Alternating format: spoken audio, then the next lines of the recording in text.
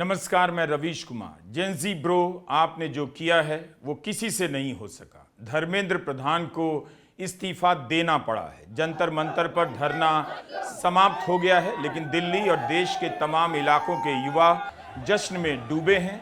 ये युवा नहीं है, इनका एक नाम है जेनजी। धर्मेंद्र प्रधान का इस्तीफा हो गया, आपकी मांग पूरी हो गई, तो आपको आज कैसा लग रहा है? बहुत अच्छा लग रहा है। बहुत जेनजी से डर गए क्या? फाइनली वो डर गए, इस्तीफा दे दिया। अरे मैं तो ये लिख के बैठी हूँ कि जब वोल्डेमॉर्ट स्टूडेंट से हार गया था तो ये धर्मेंद्र प्रधान क्या चीज है। वोल्डेमॉर्ट हैरी पॉटर का किरदार है, एक ऐसा खलनायक जो लोगों के दिमाग पर कंट्रोल कर दुनिया पर राज करना चाहता है। उनके दिमाग में जादू से गोबर भर देना चाहता है, अमर होना चाहता है कि उसका डर इतना फैल जाए कि लोग भी उसका नाम लेने से डरें। कोई उसका नाम हैरी पॉटर फिल्म में नहीं लेता है, लेकिन उस फिल्म में बच्चे वोल्डेमॉर्ट को हरा देते हैं। जंतर मंतर पर वृंदा से बात कर रही या जेनजी उसी की बात कर रही है। अरे मैं तो ये लिख के बैठी हूँ कि जब वोल्डेमॉर्ट स्टूडेंट से हार गया था तो ये धर्मेंद्र प्रधान क्या चीज है। आप खुद स्टूडेंट हैं?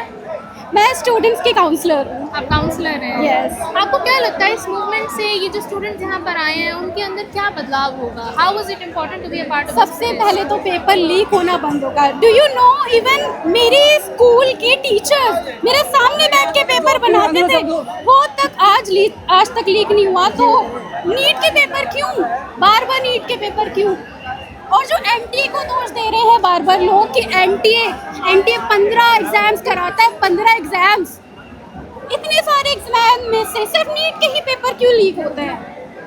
इसका रेगुलेशन तो चाहिए ही चाहिए था। 2014 के बाद बीजेपी ने सरकारें तो बहुत बनाई, लेकिन आज जनता ने इस देश में एक मजबूत विपक्ष बनाया है। इसी जनता ने पीछे रहकर 2024 के चुनाव में विपक्षी दलों को खड़ा किया, लेकिन उन सभी को तोड़ दिया गया और इस जनता का अपमान किया गया। तो इस बार जनता ने खुद सामने आकर विपक्ष बनने का काम अपने हाथ में ले लिया, विपक्ष बनकर दिखा दिया। अभिजीत दीपके ने भी यही बात कही है कि डरना नहीं है, ये लोकतंत्र है। अभिजीत दीपके ने कहा, अगर डेमोक्रेसी में डर लगने लगे तो कैसी डेमोक्रेसी है? अभी आप आवाज उठाओगे तो ये लोग लाइन में रहेंगे। इन्हें लाइन में रखना जरूरी है, क्योंकि ये तो आज खुद को बादशाह समझ बैठे हैं। ये हमारी वजह से बैठे हैं। ये जो पुलिस वाले गुंडों ने जो हरकत की 20 तारीख को, उनके ऊपर भी एक्शन होना चाहिए। डीसीपी संदीप लांबा, एसीपी अजय शर्मा, सचिन शर्मा, जो लाठियां चलाई हैं इन लोगों ने अमित शाह और मोदी के नाम पर, अभी एक इस्तीफा हुआ है। मगर याद रखना, कॉकरोच से पंगा नहीं लेना है। अभिजीत ने कहा कि अगर एक मंत्री का इस्तीफा ले सकते हैं तो ये लोग क्या हैं? हमने इनकी लाठियां खा ली, सर फुड़वा लिए। इस देश के छात्रों ने हिम्मत का काम किया है। तो 20 जुलाई के बाद जितने भी छात्रों पर केस दर्ज हुए हैं, सारे के सारे वापस लेने चाहिए। अभिजीत दीपके ने प्रधान के इस्तीफे के बाद मंच से ऐलान किया। अभिजीत दीपके की एक और बात याद रखने वाली है। उन्होंने कहा कि मुझे हीरो मत बनाओ, क्योंकि इस देश ने एक आदमी को हीरो बनाने की बहुत बड़ी कीमत चुकाई है। साफ है, दीपके प्रधानमंत्री नरेंद्र मोदी की तरफ इशारा कर रहे हैं और बाबा साहब अंबेडकर ने संविधान निर्माण के समय जो चेतावनी दी थी उसे याद दिला रहे हैं। डरो मत का नारा सबसे पहले राहुल गांधी ने दिया, मगर डरना कम नहीं हुआ। आप इस डर को समझना चाहते हैं तो 4 मई के बाद पश्चिम बंगाल में तृणमूल कांग्रेस के विधायक और सांसदों को कैसे तोड़ा गया, उसकी रिपोर्ट अब घर जाकर देखिए। पता चलेगा कि जीत की आड़ में किस तरह एक विपक्षी पार्टी की गर्दन मरोड़ दी गई। I'm proud of you. Well done. It's also a signal to other parts of society, farmers, laborers, poor people, anybody who this regime is attacking and oppressing. There is wisdom and courage in standing up. Daro mat, let's get rid of this regime that is attacking India, destroying our constitution, capturing all our institutions. Let me remind the government, there is still 2 demands outstanding. The first one and most important one, anybody who has raised a finger on our students, beaten them, shot at them, has to be held accountable. People who've organized it, people who've implemented it, all have to be punished. And the final demand that the Prime Minister of India, out of respect for the students of India, out of respect for the future of India, has to apologize to the students who were brutalized and attacked. Thank you. Jai Hind. आज Gen Z ने इस देश को बहुत बड़ी खुशी दी है। ये वो खुशी है जो व्हाट्सएप अंकिलों की पीढ़ी ने इस शानदार लोकतांत्रिक देश से छीन ली थी, जिनकी सोच की सड़न ने हर सवाल को, हर विपक्ष को हताश कर दिया था। उन्हीं अंकिलों के घर से निकली जेनजी ने इस मुल्क को मोदी सरकार के डर तंत्र से मुक्ति का एक मौका दिया है। यह वही खुशी है जिसे लोग नागपुर में लड्डू बांटकर सेलिब्रेट कर रहे हैं। नागपुर में भी बड़ी संख्या में लोग हर दिन जंतर मंतर के सपोर्ट में बाहर आते रहे। सरकार को समझ आ गया है कि व्हाट्सएप अंकिलों और गोदी मीडिया का दौर खत्म हो गया है। धर्मेंद्र प्रधान का इस्तीफा इसी वजह से आया। प्रयागराज में इस्तीफे की खबर से जेनजी झूमने लगे, लेकिन उनके बीच से उस पीढ़ी के चाचा जी निकल आए जिनके दिलों में आज भी गांधी का ही भारत धड़कता है। सादत वतन पे हम पे है, इज्जत वतन पे हम पे है, हिंदुस्तान के हम रखवाले, पहरेदार हिमालय के धोखे है तूफान के, उनके गलत हमारे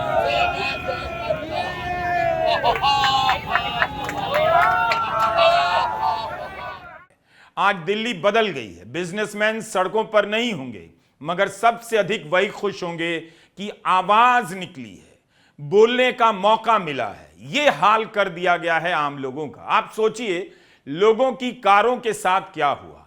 40 करोड़ लोग कार चलाते हैं, माइलेज कम हो गया मगर बोल नहीं पाए और उनका मजाक उड़ाया गया कि मार्जिनल गिरावट है। मीडिया में इथेनॉल की रिपोर्टिंग बंद हो गई, यानी जनता जिस समस्या का सामना रोज कर रही है वो कहानी भी डर के कारण अब बाहर नहीं आ पाती। इस्तीफे की खबर आने की थोड़ी देर बाद का यह नजारा है। जंतर मंतर पर हाथ हवा में लहराने लगे। यह उनकी जीत है। इस्तीफा बहुत छोटी चीज होती है। 2014 से पहले के भारत में मंत्री एक इशारे पर या खुद महसूस करते हुए इस्तीफा देकर चले जाते थे, लेकिन मोदी सरकार ने इस्तीफे की मांग करने वाली जनता को दुश्मन में बदल दिया।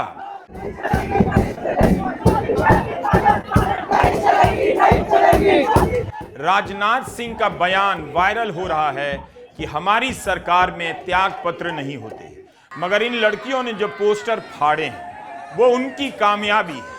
इन्होंने एक ऐसी कामयाबी हासिल की है जिसकी तुलना तानाशाहों के गिराने पर जाहिर खुशी से की जाती है। सोनम वांगचुक ने भी खुशी जाहिर की है। नेहा बोरा, दीपक, दानिश, आमीन, ऋषिकेश, आयशा के उन छात्रों ने भी अनशन किया। आयशा के अलावा एसएफआई, एआईएसएफ, दिशा, केवीएस जैसे संगठन भी इस आंदोलन से जुड़े रहे। I think the discussion that we had today with Rahul Gandhi sir is most fruitful. ऐसे discussions जो इस देश की शिक्षा व्यवस्था पे होते ही नहीं है, शिक्षा व्यवस्था पे चर्चा नहीं होती है, इस पूरे शिक्षा व्यवस्था को जिस तरीके से टेक ओवर करके यंग प्रॉमिसिंग माइंड्स को, उनकी एजुकेशन को, लर्निंग को, क्यूरियोसिटी को खत्म कर दिया जा रहा है, इस पे कोई डिस्कशन नहीं होता है। And it was a wonderful discussion on that. तो गाइस एंड भाईज, धर्मेंद्र प्रधान का इस्तीफा मतलब छोटी बात नहीं है। धर्मेंद्र प्रधान के इस्तीफे के पीछे की भावना को समझिए।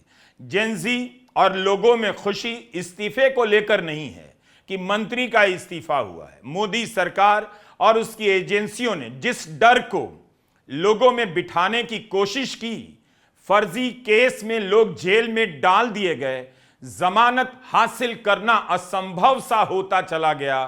5-5 साल बिना सबूत के भी, बिना ठोस सबूत के भी लोग जेलों में डाले गए। उसके खिलाफ बगावत की खुशी है।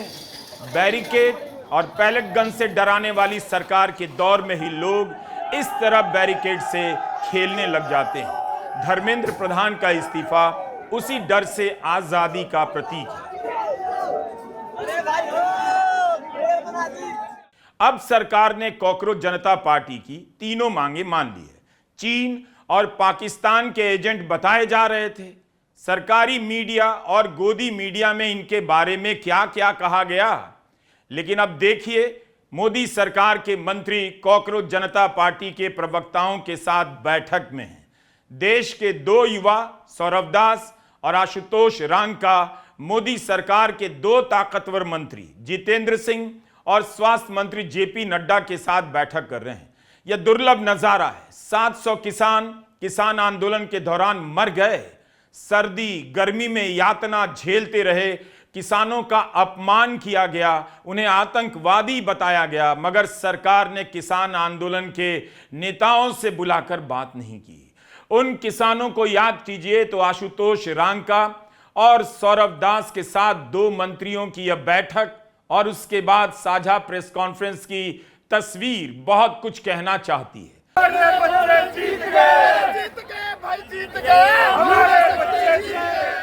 जंतर मंतर पर कामयाबी का जश्न और इसकी ऊर्जा करोड़ों घरों में उम्मीदों को रोशन कर रही है।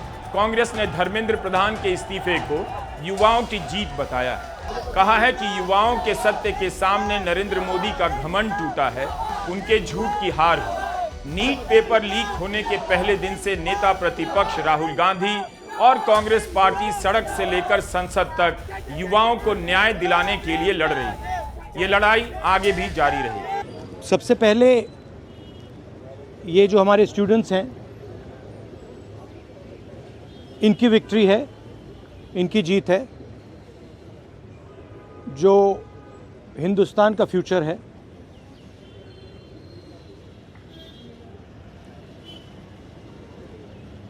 एजुकेशन सिस्टम जो हमारी शान हुआ करती थी, पूरी दुनिया में एक्नॉलेज था कि हिंदुस्तान का एजुकेशन सिस्टम बहुत बढ़िया है।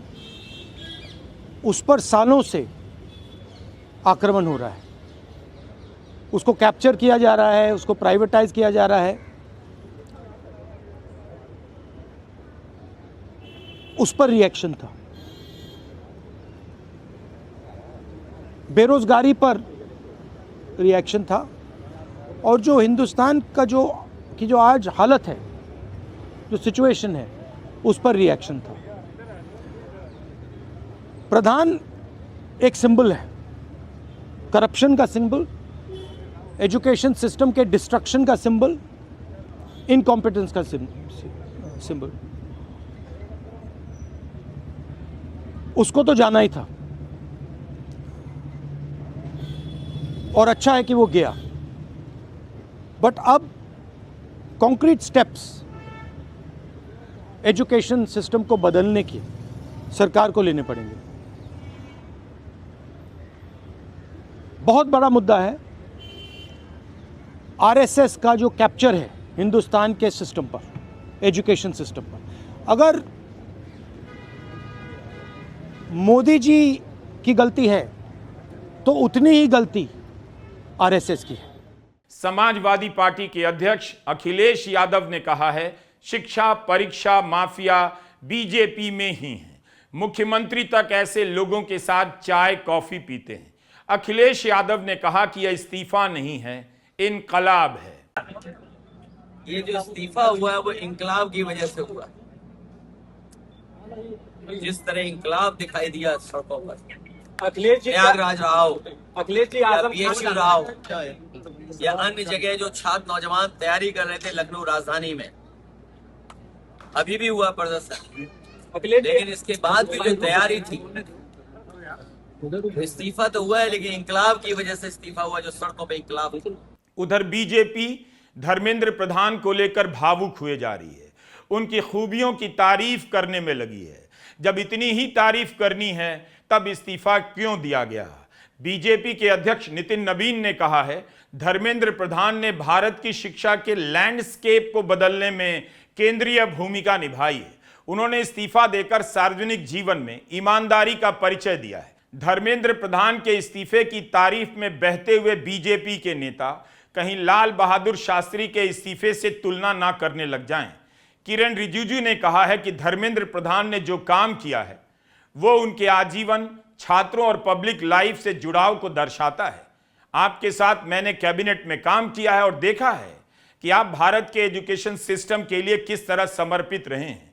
बीजेपी की प्रतिक्रियाओं को आप पढ़िए, इससे आपको अफसोस ना हो जाए कि धर्मेंद्र प्रधान का इस्तीफा क्यों लिया गया, अभिजीत दीपके ने इस्तीफा क्यों नहीं दिया।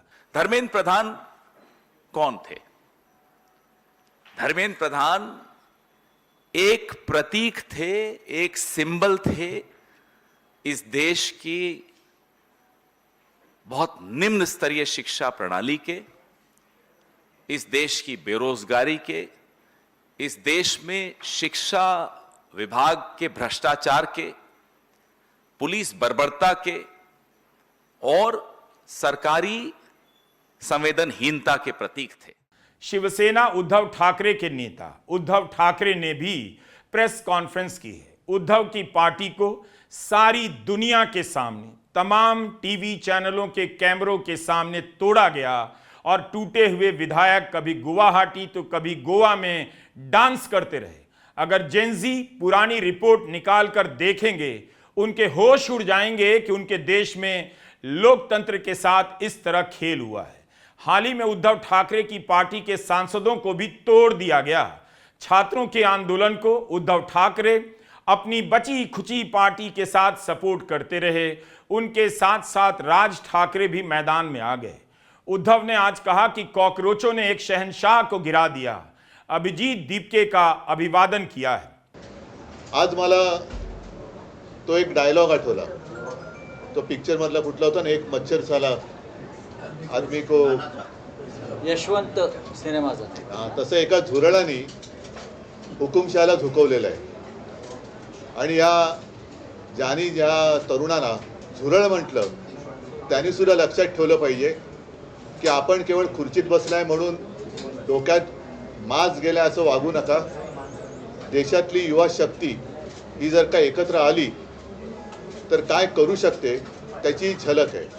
शिवसेना ने 26 जुलाई को 10 बजे शिवाजी पार्क में एक मार्च का ऐलान किया था। उद्धव ठाकरे ने कहा कि मार्च का कार्यक्रम यथावत है।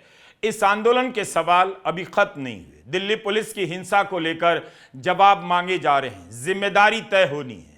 वृंदा और धर्मेंद्र उस वक्त जंतर मंतर पर ही थे जब खबर आई कि धर्मेंद्र प्रधान का इस्तीफा हुआ है।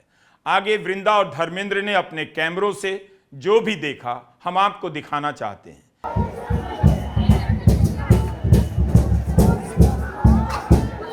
आज से 1.5 महीना पहले जब कॉकरोच जनता पार्टी का गठन हुआ था, तब किसी ने नहीं सोचा होगा कि 1.5 महीने बाद ये पार्टी ना सिर्फ डिजिटल चैट रूम से निकलकर, ट्विटर से निकलकर ज़मीन पर उतर आएगी, बल्कि इसमें धर्मेंद्र प्रधान के इस्तीफे की मांग शामिल होगी और आज 25 जुलाई के दिन उनका इस्तीफा भी होगा। ये इस मूवमेंट के लिए, इस देश के युवाओं के लिए, जेनजी के लिए, उनके साथ शामिल हुए तमाम उम्र के वर्गों के लिए एक बहुत बड़ी जीत है। 2015 में, आज से 11 साल पहले, राजनाथ सिंह ने कहा था कि एनडीए में मंत्रियों के इस्तीफे नहीं होते। 11 साल बाद इसी देश की जनता ने, जिसने उन्हें वोट दिया, उन्हें ये बता दिया है, बीजेपी सरकार को ये बता दिया है कि इस्तीफे होते हैं, इस्तीफे मांगे जाते हैं, डिमांड किए जाते हैं और इस्तीफे दिए भी जाते हैं। आपके मूवमेंट की इतनी बड़ी जीत हुई, कैसा लग रहा है आपको? बहुत अच्छा लग रहा है, बहुत खुश हैं finally. Very happy with the decision. Congratulation guys, democracy की जीत हुई। नया इतिहास रच दिया, नया इतिहास, वो भी कॉकरोचों ने, कमल ने नहीं। यहाँ पर जो लोग आए हैं उन्होंने सिर्फ शिक्षा के मुद्दे को अपना केंद्र बनाया, वो एक बात है, लेकिन उन्होंने बीजेपी सरकार और आरएसएस के तंत्र में जो डर का साम्राज्य है उसे चैलेंज किया। लोगों ने ये दिखा दिया कि उन्हें पुलिस की लाठी से भी डर नहीं लगता, उन्हें टीयर गैस की गोली से डर नहीं लगता, उन्हें पैलेट गन से भी डर नहीं लगता। 20 जुलाई की हिंसा के बाद जब दिल्ली पुलिस ने यहाँ पर इतनी हिंसा की, इतने वीडियो वायरल हुए, उसने लोगों को डराया नहीं, लोगों का हौसला बल्कि और बुलंद हुआ। यहाँ पर और ज़्यादा भीड़ बढ़ी और बड़ी संख्या में यहाँ पर लोगों का आना शुरू हुआ।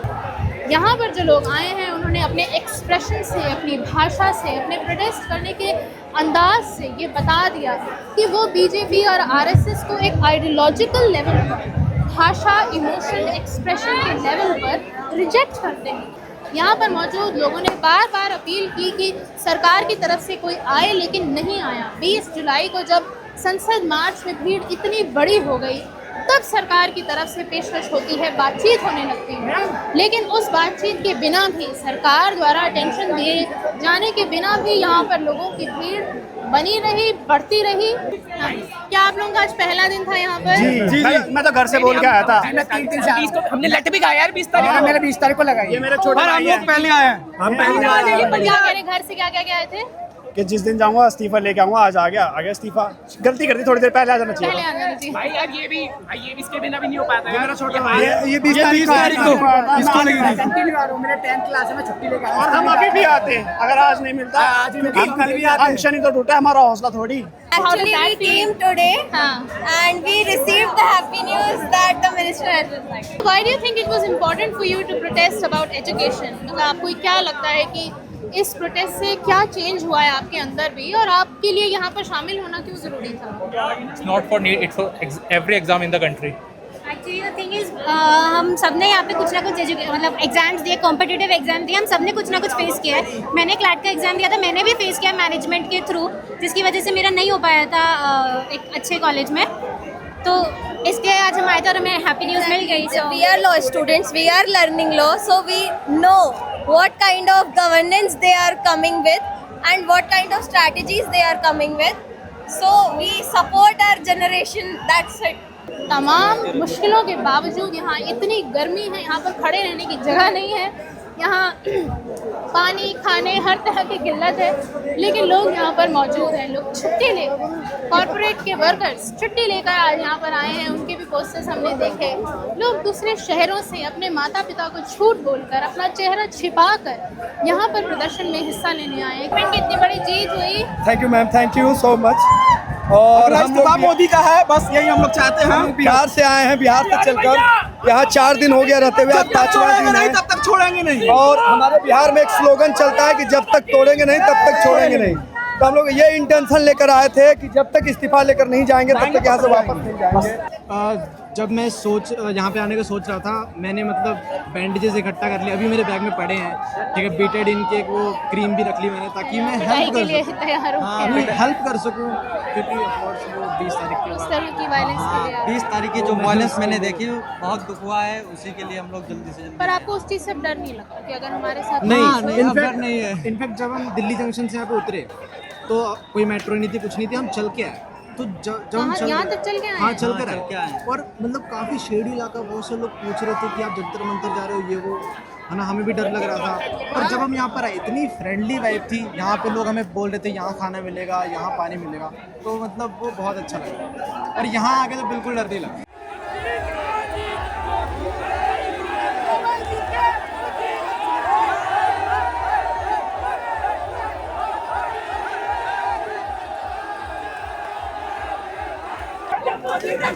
पुलिस को आगे करता है, जब मोदी रहता है, पुलिस को आगे करता है, जब मोदी रहता है, पुलिस को आगे। जंतर मंतर पर लगाए तमाम नारों में एक नारा जो बार बार आपके कानों में गूंजता है, वो ये है, जब मोदी डरता है, पुलिस को आगे करता है।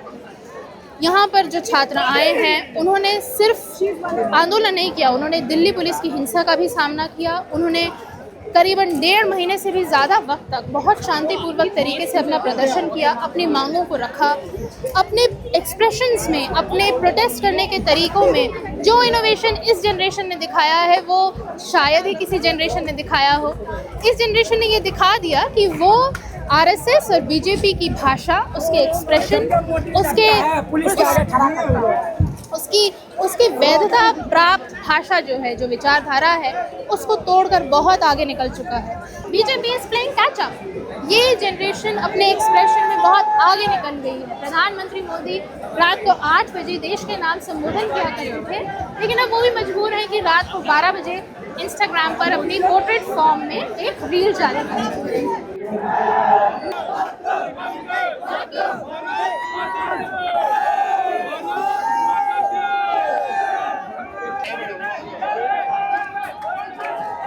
धर्मेंद्र प्रधान ने अपने इस्तीफे में कहा है, अपने पत्र में कहा है कि यहाँ पर छात्रों को भ्रमित किया जा रहा है, लेकिन हमने बहुत से छात्रों से पूछा कि क्या उन्हें भ्रमित किया जा रहा है, और जवाब आया कि नहीं। शिक्षा की व्यवस्था से जो गुजर रहे हैं छात्र, उन्हें आप भ्रमित नहीं कर सकते हैं। वो हर रोज़, हर साल, हर कुछ महीने में बार बार इसी परीक्षा तंत्र के हाथों हार रहे हैं। वो पूरी तैयारी करके जाते हैं, लेकिन उन्हें कोई रिजल्ट नहीं मिल रहा है। इसलिए आप इन छात्रों को ये नहीं कह सकते हैं कि वो भ्रमित थे, किसी ने उन्हें पॉलिटिकली हाईजैक कर लिया, किसी ने उन्हें पॉलिटिकली कंफ्यूज कर लिया। धर्मेंद्र प्रधान ने अपने इस्तीफे में लिखा है कि छात्र भ्रमित हो रहे थे। क्या आपको लग रहा है कि आप लोग किसी भ्रम में यहाँ पर? नहीं, ऐसा ही बोल रहे हैं, उनको बात करने नहीं। जुमलाबाज है, सब बीजेपी वाले जुमलाबाज हैं। बस बीजेपी वाले बस बहाने बना रहे हैं। एक्चुअल उन पर प्रेशर पड़ा है स्टूडेंटों का। ये जो कॉकरोच जनता पार्टी है, इसका बहुत प्रेशर उन पर बना है। कोई आज यहाँ पर ये माहौल है, आप क्या कहेंगे इस बारे में? हमारे खुशी का ठिकाना नहीं है। इतनी खुशी हो रही है, बहुत ही खुशी हो रही है, और इतने दिन संघर्ष करने के बाद आज हमें जीत मिली है। क्या आप खुद स्टूडेंट हैं? हाँ, मैंने नीट दिया है 2024 में, जिस टाइम पे वो चेकिंग में वो लीक हुआ, गड़बड़ी हुई थी। हाँ, चेकिंग का लीक हुआ था, तो मैं उस साल का स्टूडेंट हूँ और उसके बाद भी दिया था। फिर मेरे को इस साल भी लीक हुआ, तो मेरे को लगा कि मेरे को जाना चाहिए। धर्मेंद्र प्रधान ने अपने इस्तीफे में कहा है कि छात्रों को भ्रमित भी किया जा रहा था। क्या आपको लगता है यहाँ पर जो छात्र आए थे उन्हें भ्रमित किया जा रहा था, वो भ्रमित थे, उन्हें किसी ने भड़काया था? नहीं, ऐसा कुछ भी नहीं था। हम अपने दिल से आए हैं। सबकी अपनी अपनी मेहनत है, सब खुद देख के आ रहे हैं, सबकी अपनी अपनी अकल है, अपने हिसाब से आ रहे हैं। कोई किसी को ऐसे कैसे भड़का ले। सिस्टम को सही करने की एक छोटी सी शुरुआत थी है। अब करप्ट सिस्टम को और सही करा जाएगा। अभी तो ये शुरुआत है, धीरे धीरे आगे ही बढ़ेगी।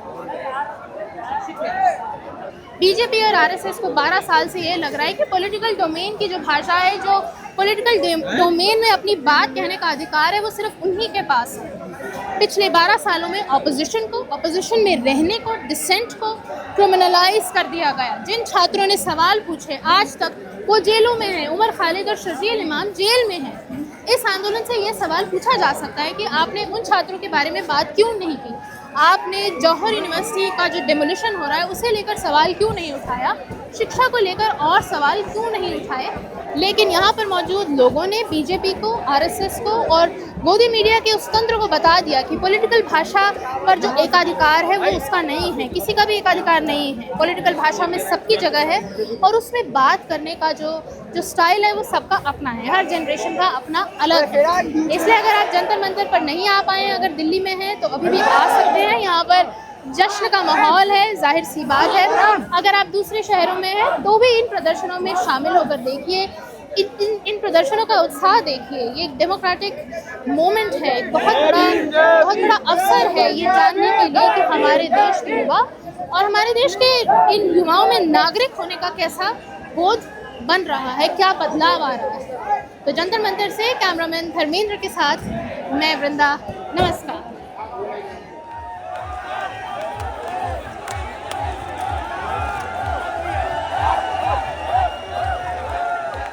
हमारी बहुत छोटी सी टीम है।